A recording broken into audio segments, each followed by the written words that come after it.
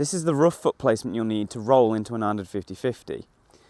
There's a temptation when you start learning this to have your back foot hooked like you would for a casper, pointing away from the board. But in reality, you want it pointing more forwards. It should feel like you're rolling into a fakey kickflip, only with your feet slightly more spread. Your front foot placement isn't actually that critical. As long as you're somewhere near the front truck, you'll be able to press it over, and then when it gets into position, lift it up. What is really important is the back foot placement. This is where the trick can go wrong very quickly. If your back foot's too far forward, then after you've flipped it over, you're going to miss the truck and you'll be stood on the deck. Which basically puts all the weight onto the front foot, and it will just hurt. You won't be able to lift it up and you'll just ruin your foot.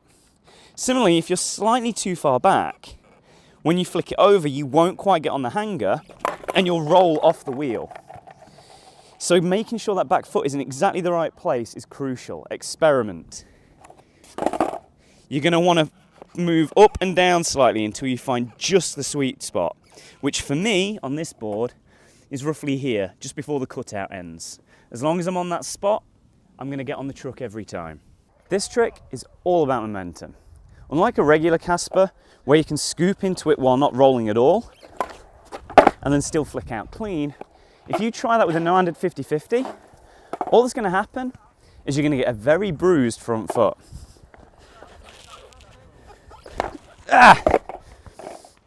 The weight distribution is very, very different. It's very hard to pick that up under your own steam. Basically, you've got all of your body weight crushing down onto these small bones, and it just bruises the foot up really badly. Now, when you roll backwards, it's a totally different story. As soon as the tail hits the floor, the board stops, but there's still got momentum in it. So it'll swing the nose up in an arc, taking most of the effort out of getting it up there.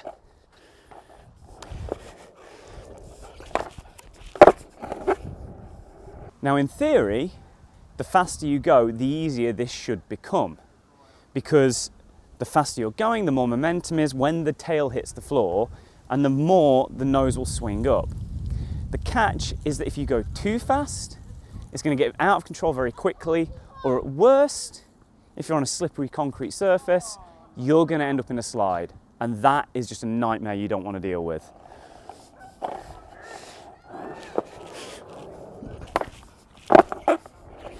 Once you've got your head around the rolling speed and foot position, obviously there's a technique to making this work. And really it's a hybrid of three things you really should know at this point. Obviously you've got to be able to no-handed 50-50, from a stationary position, scooping up from tail. You've also got to know how to pull into a casper while rolling. And then finally, you've got to be able to kickflip, by which I mean the original one, not the ollie one. It's a hybrid of these three things that make this work. Your front foot presses over, kind of like it would at the start of a casper. But then rather than pulling here, you're using the side of your foot hooked in like a kickflip. So you're pulling across just like you were going to jump up for a big kickflip trick. But as it pulls over, you rotate the foot so it can roll around and get onto the truck. And then obviously you end up in the 50-50 position. But the thing that makes this work isn't really the foot movement, it's what your body's doing. You have to manage your weight carefully. There's a compression and decompression. It's an odd thing to explain, but once you've done it once or twice, you should know what it feels like. You're going to bend your knees, squat down slightly to begin with, so that as you start pulling it over, you can straighten your legs. It's not a jump, but that straightening of the legs takes your weight upwards. It takes your weight off the board just enough that you can go weightless for a second and get to this position. If you want to figure out how that works, find a set of bathroom scales and just pump it. Just bend your knees over and over again, squat and stand, squat and stand. That will show you what's happening here. So here's that principle in action. I'm going to try and do it as slowly as possible to overemphasize it and make it a bit clearer. But I'm rolling backwards and I'm getting my feet in position. Now I've got to squat quite deep. So as I straighten my legs, I can pick the board up. Now if I don't do that squat, if I go into this relatively straight-legged, my weight doesn't come off the board. And I find it very hard to lift it up as high as it needs to be to get into a balanced position. Even then, I kind of squatted just out of habit. It's very hard to do this without that deep squat to begin with. Generally speaking, with a 950/50, you actually want to flip out. You want to give it a half flip, pushing it round with the back foot. Now, when you're rolling into this, because of that backwards momentum, you really don't want to go out that way. What tends to happen if you do that is the board stops you dead. The change in momentum is all wrong. You can't really roll away from it very cleanly. So, as you'll notice, all the ones I've done up until this point, I'm basically just letting the board continue the momentum. I'm bringing the front foot up and over, and then just getting my back foot out of the way and letting the board fall to the ground.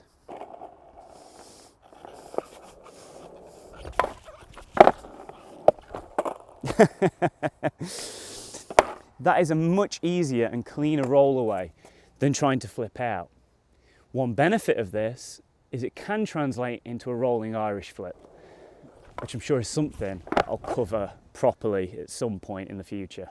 If you're struggling to get this trick, you've got the basic technique and you can flip it over, but you keep missing the truck or you're rolling off the wheels, there are a couple of things you can do to make your life a little bit easier.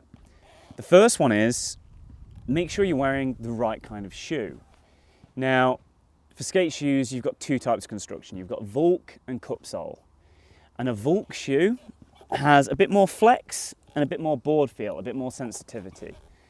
I find this much easier in Volks than I do cup soles. Cup soles are kind of the hard, rigid ones. They last much longer for freestyle and they offer more padding, but it's very hard to get a good grip of the 950/50 with them. It's very hard to scoop and you don't have the sensitivity there. Now, the other thing you can do is look at what you're standing on.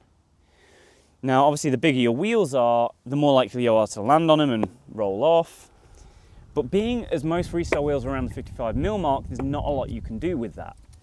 However, your truck choice and your setup will make a huge difference.